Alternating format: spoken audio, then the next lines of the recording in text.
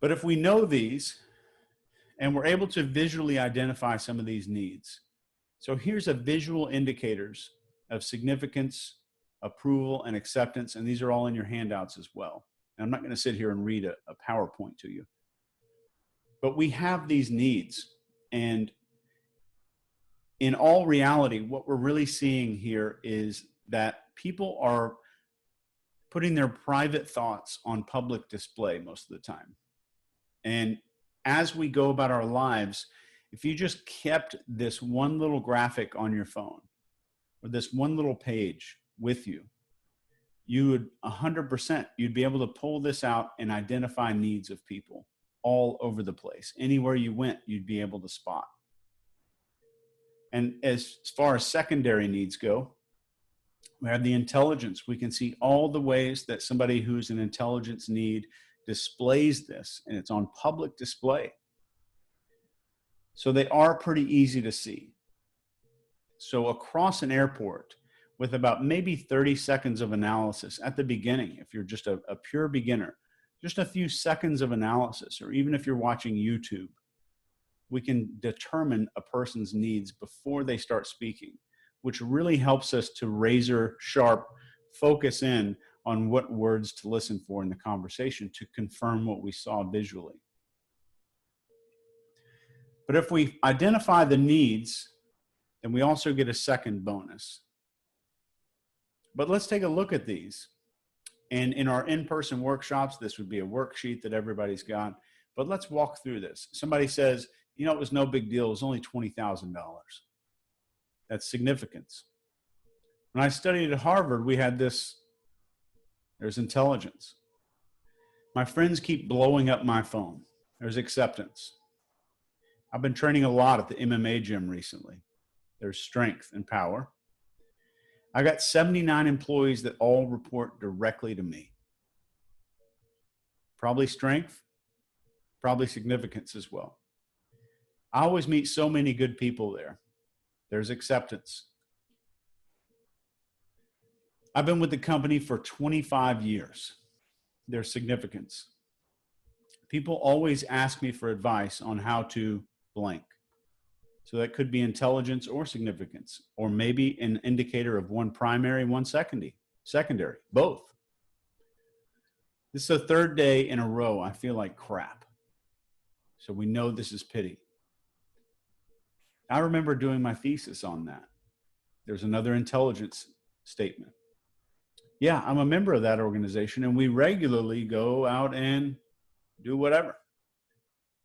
That's acceptance. I told my wife to shut up until we got off the highway. There's more power. And if you see this, these are sentences that normally and regularly occur in conversations all the time. And you'll start to see a repetitive theme. You can even go online and look at somebody's LinkedIn page and see that they are revealing themselves in their descriptions. And mostly, if you're looking at LinkedIn, you're trying to profile somebody on the internet, especially on LinkedIn. If you go to the section where they leave a review or comment or a recommendation for someone else, that is where they really expose themselves, because they're typically giving the human needs that they like to receive. So the words that they give to other people will show what they really want to receive. Always look at the comments they give to others and the recommendations that they write for other people. Those are the most revealing parts of a LinkedIn profile. But if you see the needs, you automatically know that person's fears. And I want to just take a minute to let you soak this in, that this is absolutely profound. In less than 2 minutes, we know more about how this person's brain works and their fears than their friends and family do that have known them since they were born, sometimes. This entire process can take 1 minute to 2 minutes. And in less than a few minutes, you know this person's fears and insecurities. It's pretty profound. And all of these, for each one of these needs, the words themselves are not absolutely important to memorize. But the theme is, if I'm in an interrogation, this is why a person will not confess. If I'm in a sales situation, this is typically either why they will buy to avoid some of this, or they won't buy because they're afraid of this. If I'm talking someone into feeling less depressed in a clinical setting, and I'm a healthcare provider as a psychologist or a psychiatrist, these are the fears that my client is experiencing.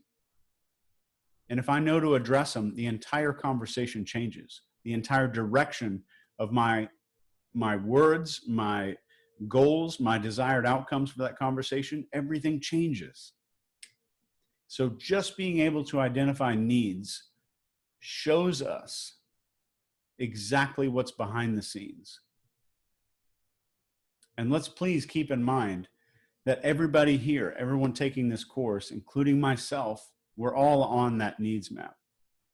Every once in a while, I'll get somebody in a class that says, "Oh, I'm not on here. I don't have any of these," and it's always entertaining for everyone else in the room.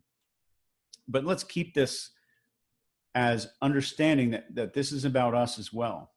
And a lot of bad things can come up if we meet somebody with the same needs as us, because we're both trying to get the same thing out of the other person. And that's when we typically clash in relationships.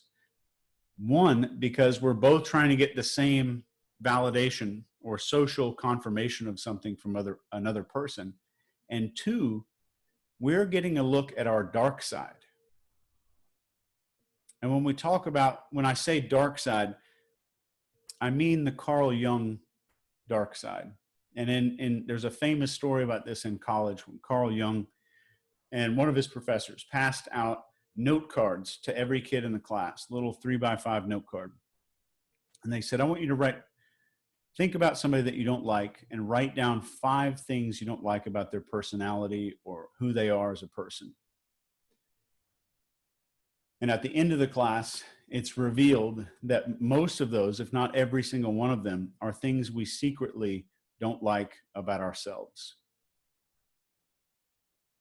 And in advanced interrogation schools, they say this is being a no, or quotes around it, this is being a no to a quality in a person.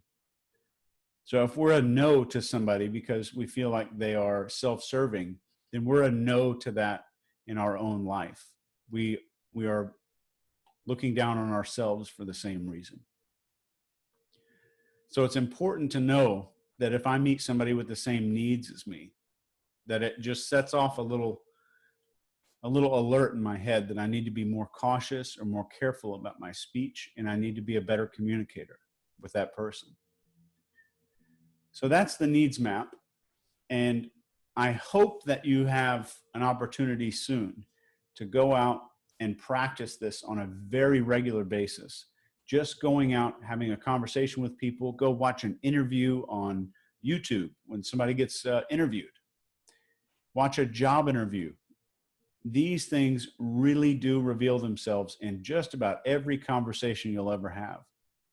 And if you go back and think about it, if you have those elicitation skills, you know how to ask better questions, you know how to use elicitation statements to make people talk more, you're going to get 10 times the amount of information. And at the same time, we're moving those sliders to the right. That's on the 6-axis model of influence. So we're doing one thing that has multiple benefits to it. And the more information we hear, the more of a behavioral profile we can develop.